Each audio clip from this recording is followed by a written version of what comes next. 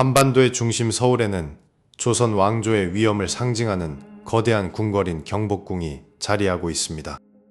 태조 이성계가 조선을 건국하며 세운 이 궁궐은 왕권의 정통성과 유교적 이상을 담아낸 결정체였습니다. 그러나 이 장엄한 건축물의 역사 속에는 우리가 미처 알지 못했던 불길한 징조들이 가득했습니다. 역사학자들은 경복궁이 임진왜란 이전에도 이미 여러 차례 화마의 위협을 받았다고 기록하고 있습니다. 목재로 지어진 거대한 건축물들에게 화재는 피할 수 없는 가장 치명적인 숙적이었습니다. 실록의 기록에 따르면 세종시대에도 궁궐 내 부속 건물에서 원인을 알 수 없는 불길이 치솟았습니다. 당시 관리들은 밤낮으로 궁궐을 감시하며 화재 예방에 사활을 걸어야만 했습니다. 드넓은 궁궐 곳곳에는 화마를 막기 위한 상징적인 장치들이 설치되었습니다. 해태상을 세워 불의 기운을 누리려 했던 선조들의 노력은 그만큼 화재에 대한 공포가 컸음을 보여줍니다. 하지만 인간의 대비만으로는 자연의 섭리와 역사의 소용돌이를 모두 막아낼 수 없었습니다.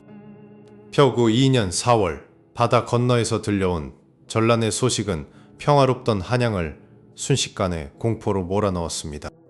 파죽지세로 북상하는 왜군의 소식에 궁궐 안의 공기는 차갑게 얼어붙기 시작했습니다. 선조는 도성을 버리고 북쪽으로 피난을 가기로 결정했고 이는 백성들에게 큰 충격을 안겼습니다.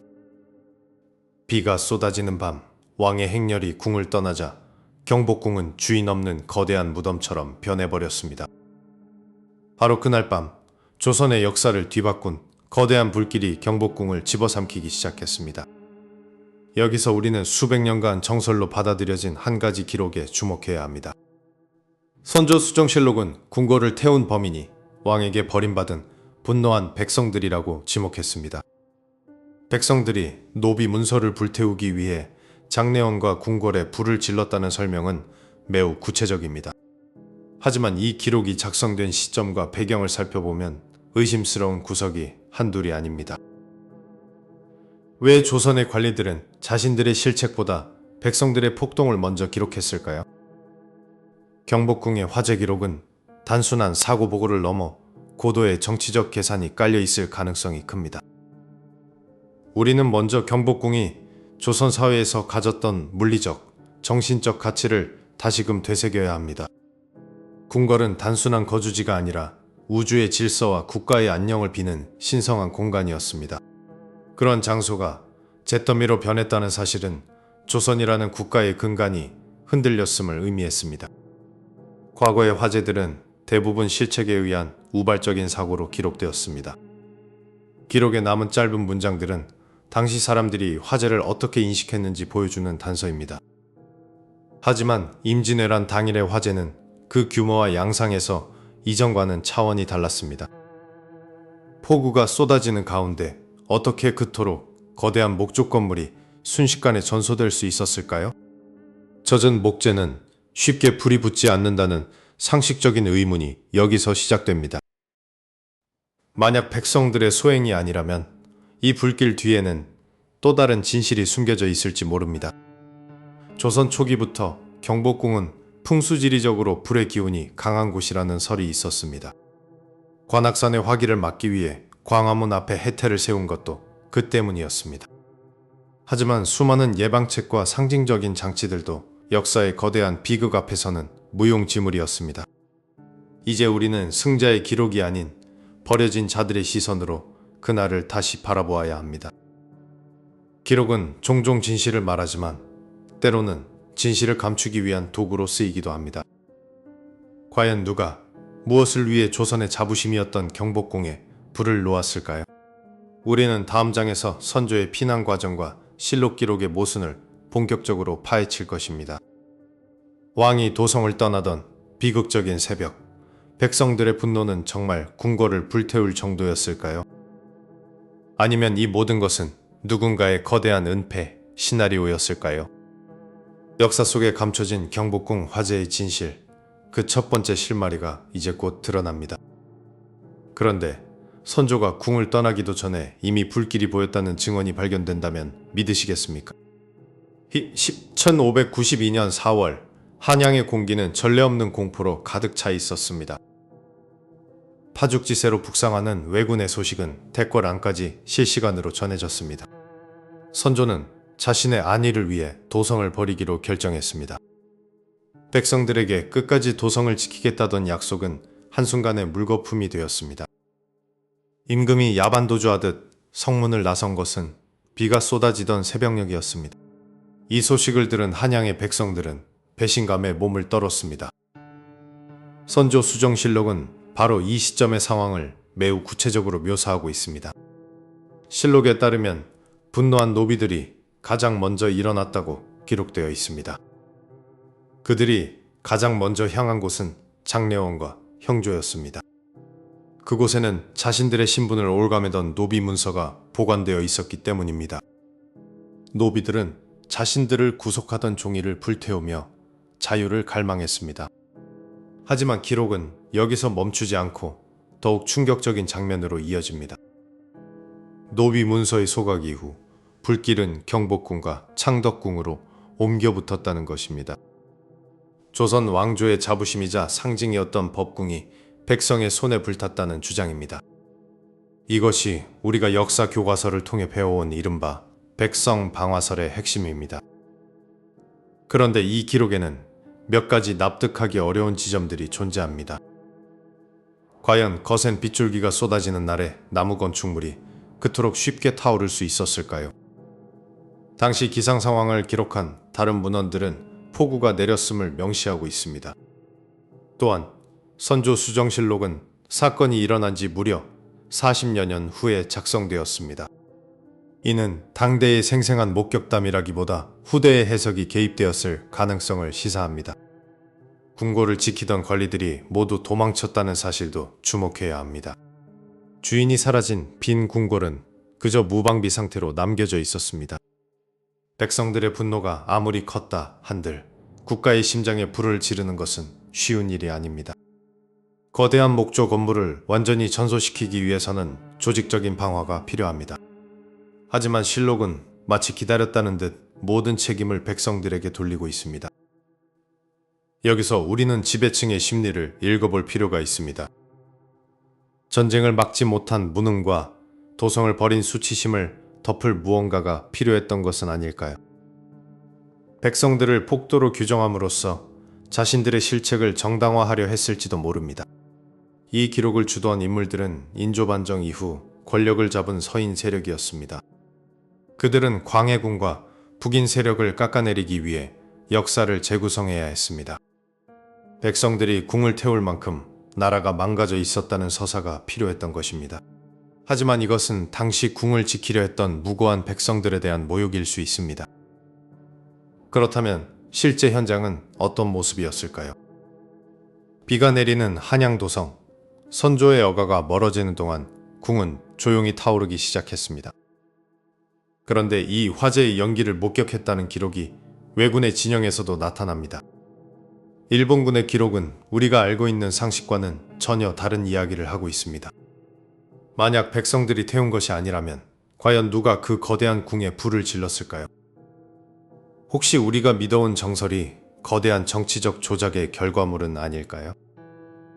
도성을 버린 왕과 버림받은 백성들 사이의 진실은 연기 속에 가려져 있습니다. 이제 우리는 당시 한양에 입성했던 일본군들의 눈을 통해 그날의 진실을 다시 보려 합니다. 그들이 마주한 경복궁은 정말로 이미 잿더미가 된 상태였을까요? 다음 장에서 우리는 일본군 종군 승려가 남긴 뜻밖의 목격담을 추적해 보겠습니다. 그가 본 궁궐의 모습은 조선의 실록과는 너무나도 달랐습니다. 기록의 불일치는 우리가 알던 역사의 근간을 흔들기 시작합니다. 우리는 당시의 가장 정확한 공식 기록인 선조실록의 날짜별 일기 기록을 살펴봐야 합니다. 1592년 4월 30일 선조가 한양을 떠나던 그날의 하늘은 맑지 않았습니다. 실록은 그날 아침부터 서울에 거센 비가 내렸다고 분명히 적고 있습니다.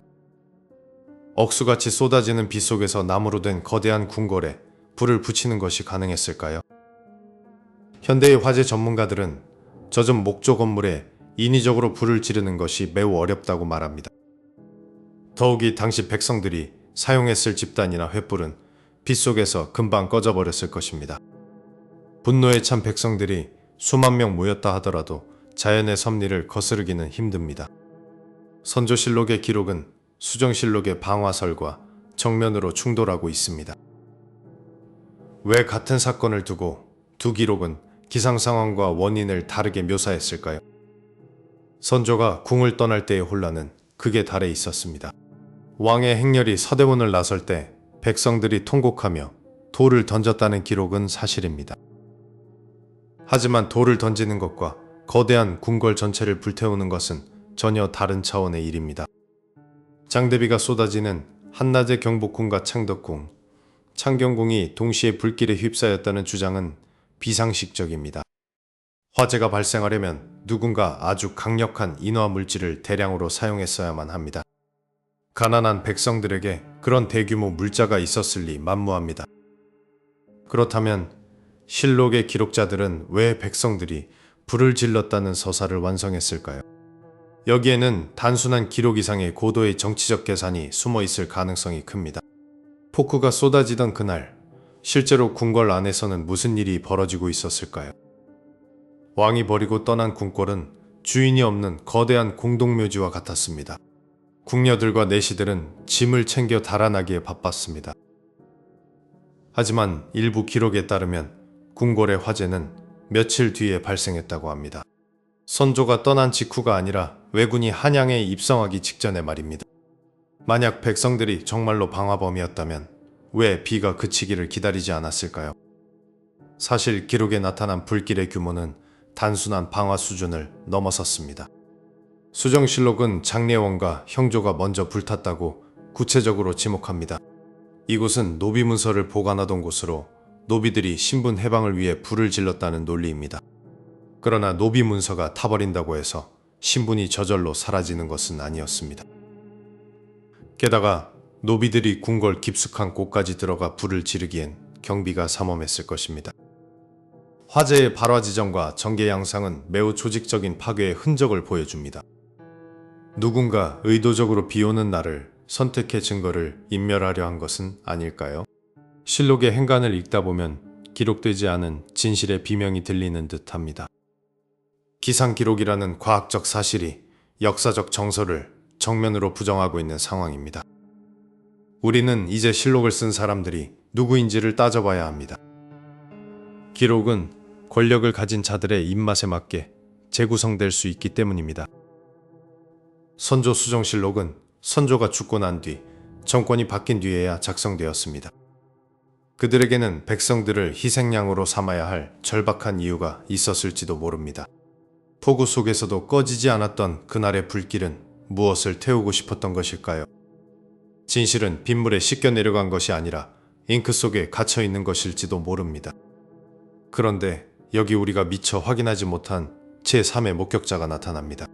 조선의 기록이 아닌 적군이었던 왜군의 일기 속에 남겨진 경복궁의 모습입니다. 그들이 본 것은 불타버린 잿더미가 아니라 눈부시게 빛나는 금색 기와였습니다.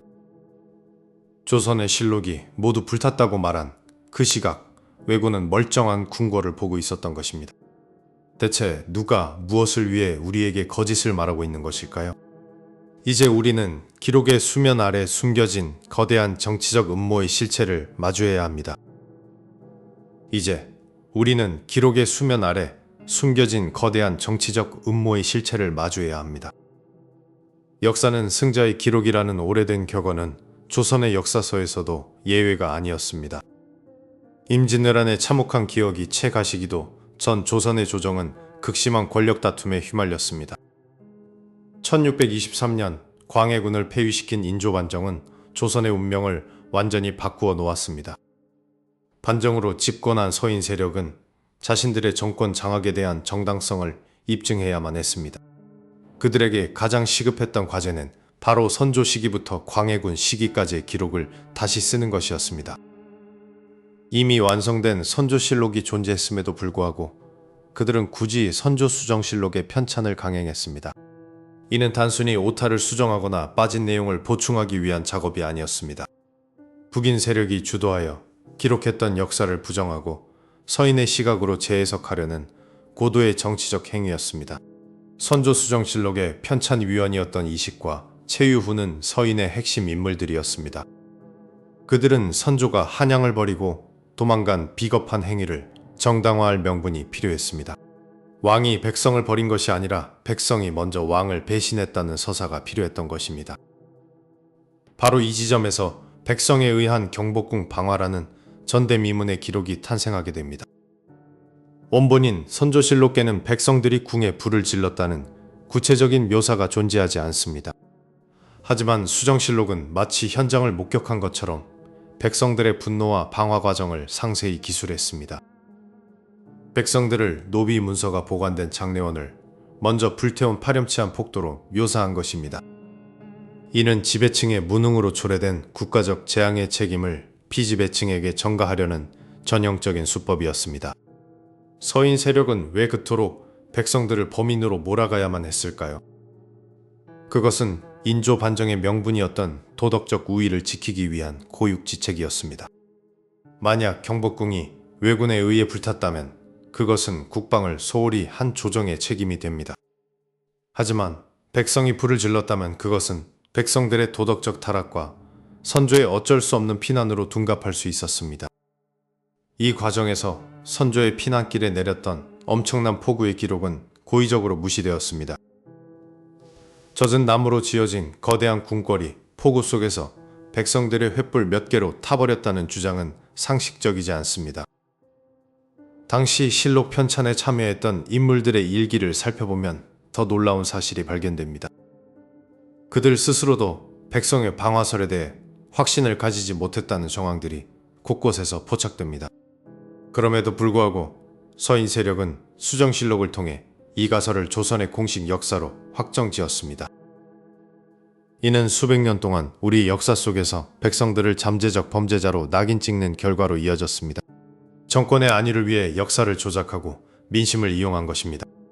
그렇다면 당시 현장에 직접 들어왔던 제3자의 눈에는 경복궁이 어떻게 보였을까요? 일본군이 한양에 입성했을 때 경복궁은 이미 잿더미가 되어 있었을까요? 아니면 여전히 웅장한 자태를 뽐내고 있었을까요? 우리는 이제 승자의 기록이 아닌 패자의 일기, 그리고 침략자의 보고서에 주목해야 합니다. 기록의 왜곡은 단순히 과거의 문제가 아니라 오늘날 우리가 역사를 바라보는 시각을 결정짓습니다. 서인 세력이 설계한 이 거대한 서사는 무려 400년이 넘는 시간 동안 진실로 군림해 왔습니다.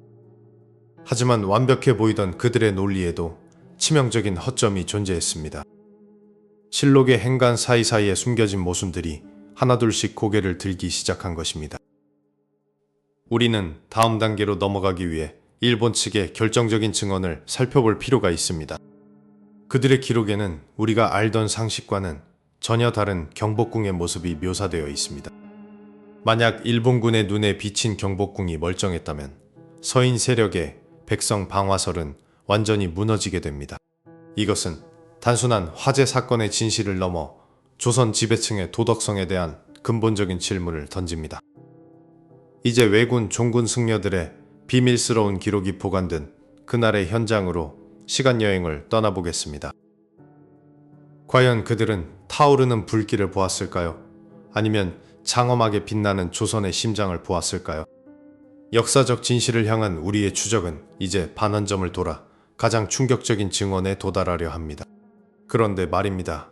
우리가 절대 놓쳐서는 안 될 결정적인 목격자가 일본군 부대 안에 숨어 있었습니다.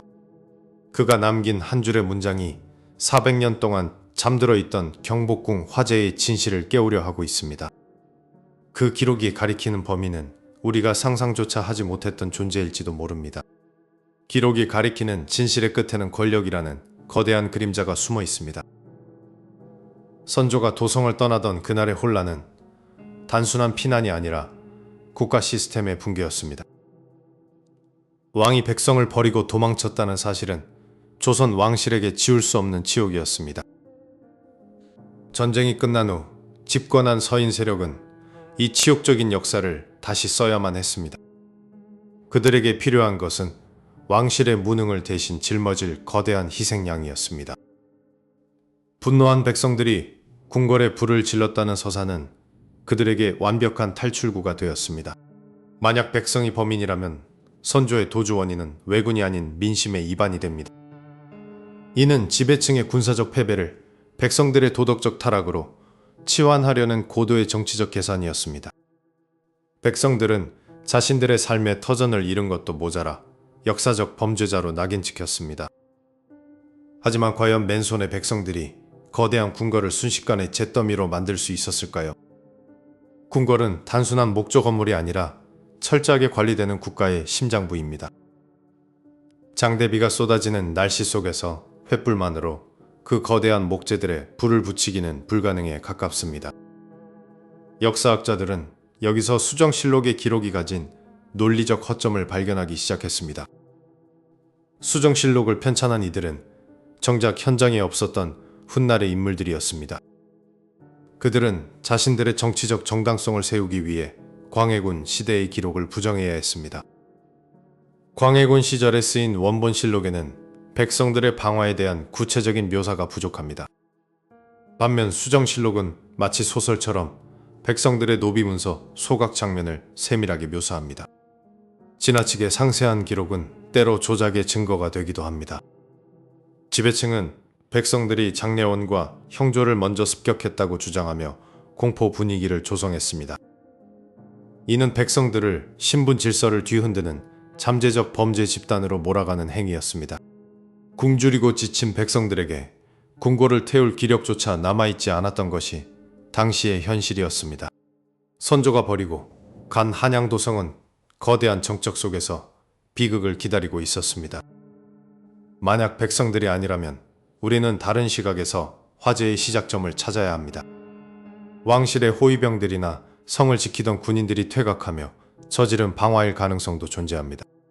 하지만 수정실록은 군대의 책임에 대해서는 철저하게 함구하고 있습니다. 군대의 실책을 인정하는 것은 곧 국가 경영의 실패를 자인하는 꼴이기 때문입니다. 기록의 왜곡은 결국 산자들의 안위를 위해 죽은 진실을 묻어버린 행위였습니다. 역사는 강자의 목소리만을 담고 힘없는 이들의 억울함은 비명조차 남기지 못했습니다. 우리는 이제 조선 내부의 시각에서 벗어나 제3자의 목소리에 귀를 기울여야 합니다. 바로 조선의 땅을 밟았던 침략자들, 왜군의 기록입니다. 왜군은 승리감에 취해 자신들이 본 조선의 도성을 아주 정교하게 기록해 두었습니다. 그들의 눈에 비친 경복궁은 과연 불타는 폐허였을까요? 아니면 웅장한 궁궐이었을까요? 만약 왜군이 입성했을 때 궁이 멀쩡했다면 수정실록의 모든 내용은 거짓이 됩니다. 이는 단순한 기록의 차이가 아니라 국가의 정통성이 걸린 문제입니다. 지배층의 거짓말이 400년 동안 우리를 속여왔을지도 모른다는 의심이 깊어집니다.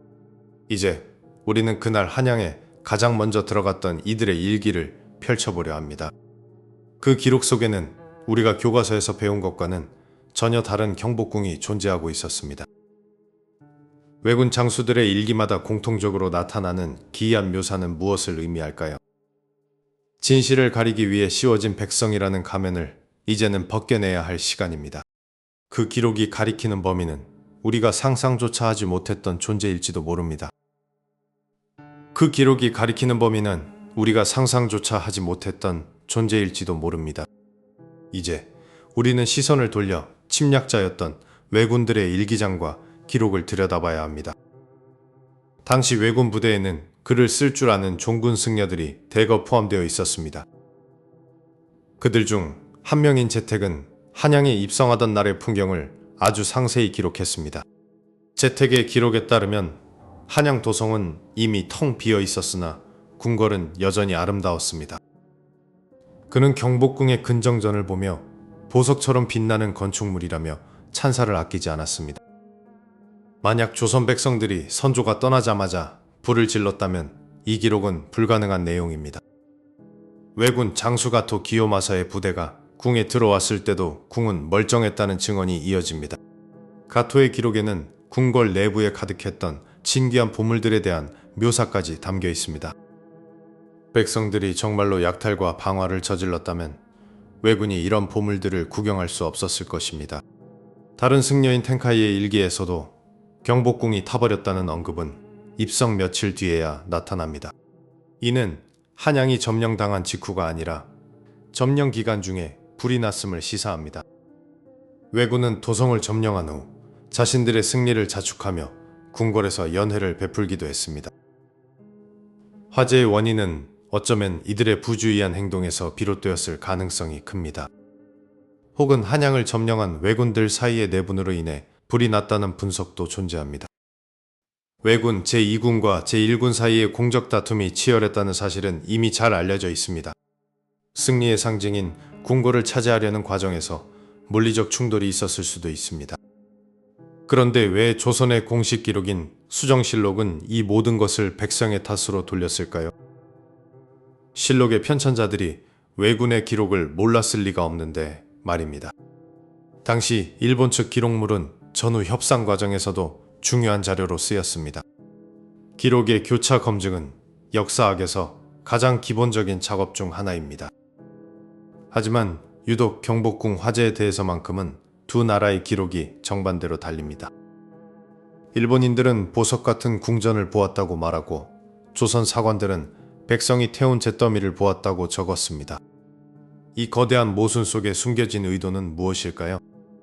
왜군 장수 중 한 명인 고바야카와 다카카게의 부대는 궁궐을 수비본부로 삼았습니다. 그들은 적어도 자신들이 머무는 동안에는 화재가 발생하지 않도록 철저히 관리했을 것입니다. 그렇다면 화재는 왜군이 퇴각하던 시점에 발생한 것일까요?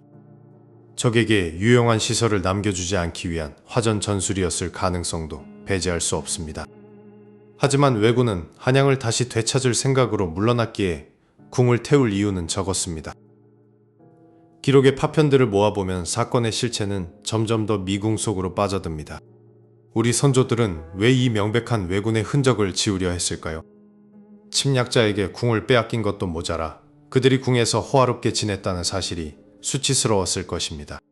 국가의 상징인 경복궁이 적의 손에 놀이터가 되었다는 것은 왕실의 무능을 증명하는 꼴입니다. 따라서 백성의 분노라는 프레임은 지배층에게 아주 편리한 탈출구였습니다.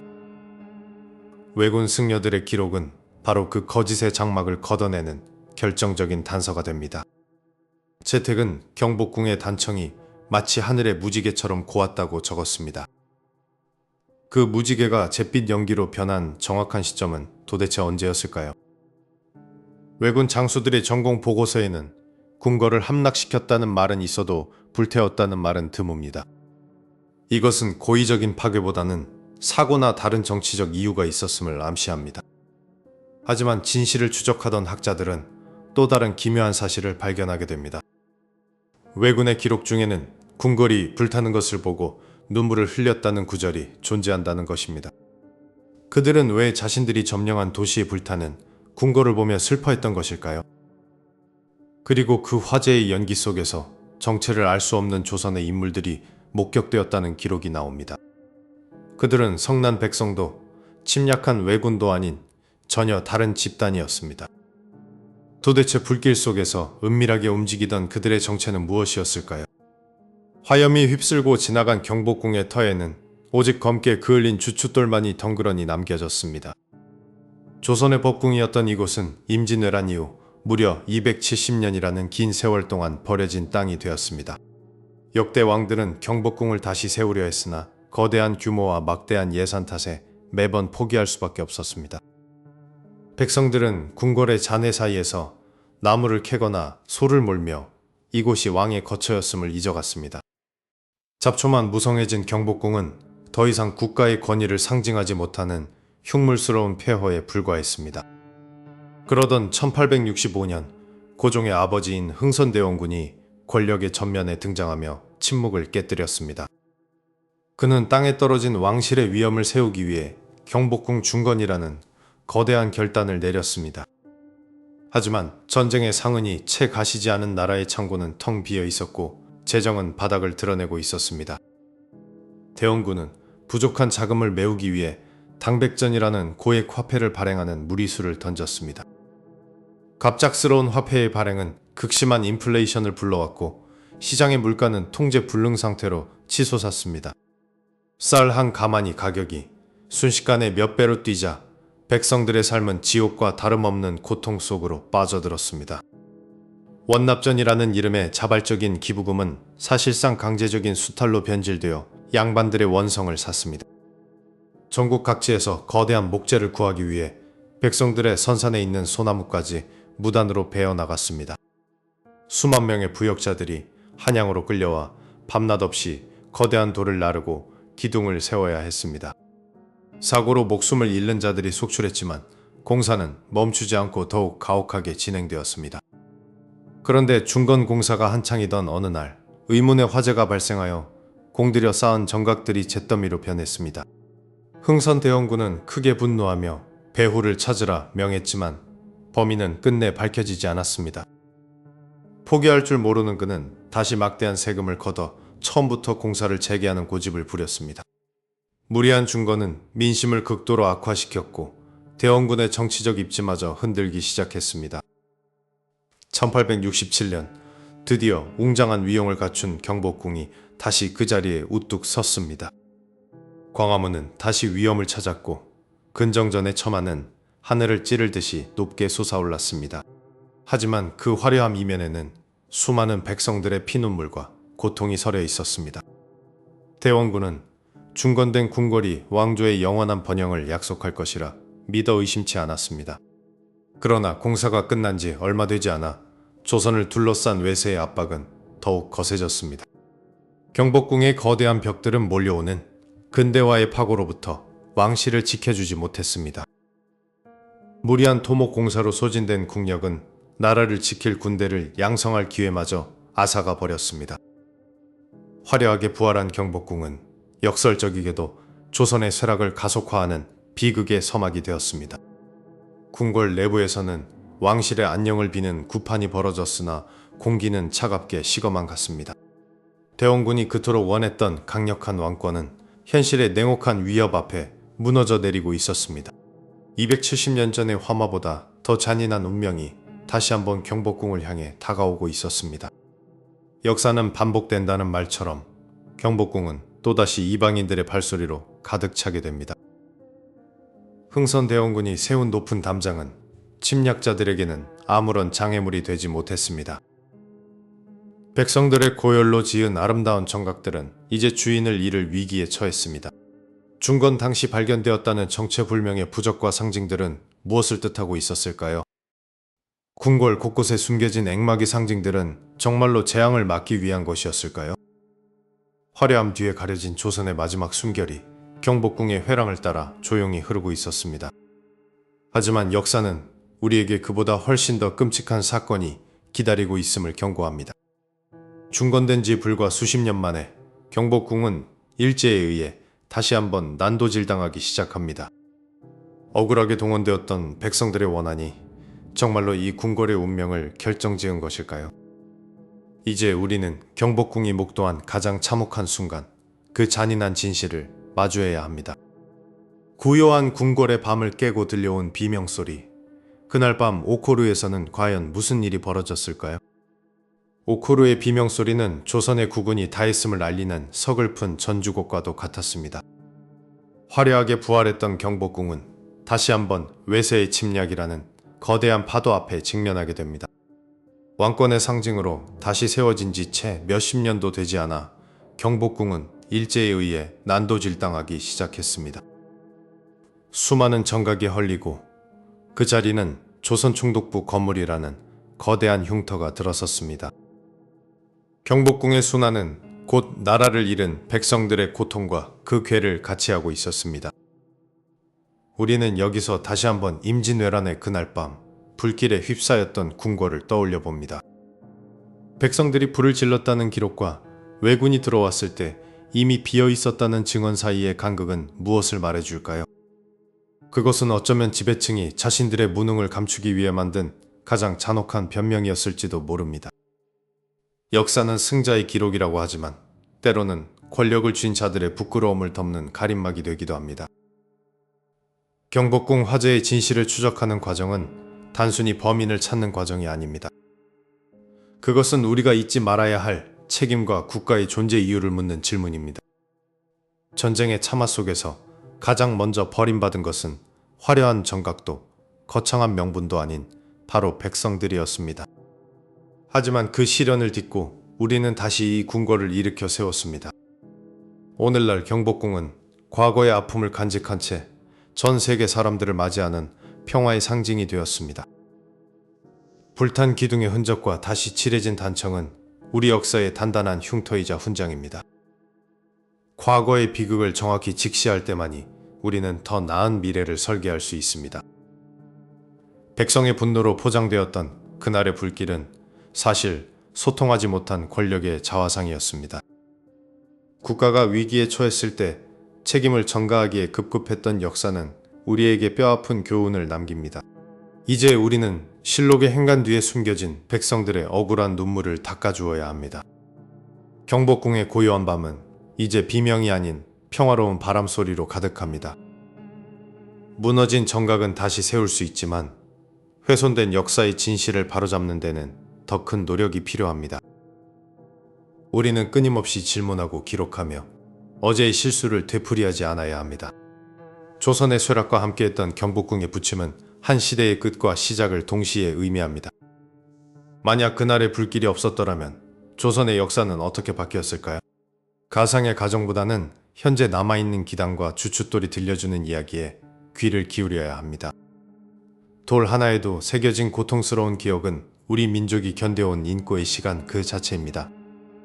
흥선대원군의 무리한 중건이 가져온 경제적 몰락 역시 우리가 기억해야 할 역사의 이면입니다. 화려한 겉모습만을 복원하는 것이 진정한 극복은 아님을 역사는 증명하고 있습니다. 진정한 복원이란 그 장소에 서려있는 정신과 아픔을 온전히 이해하는 것입니다. 우리는 이제 경복궁을 보며 슬픔보다는 자부심을, 분노보다는 지혜를 얻어야 합니다.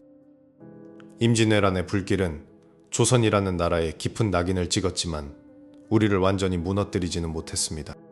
수많은 위기 속에서도 끈질기게 이어져온 민족의 생명력이 이 궁궐을 다시 숨쉬게 했습니다. 역사적 진실을 찾는 여정은 여기서 끝나지 않고 다음 세대로 계속 이어질 것입니다.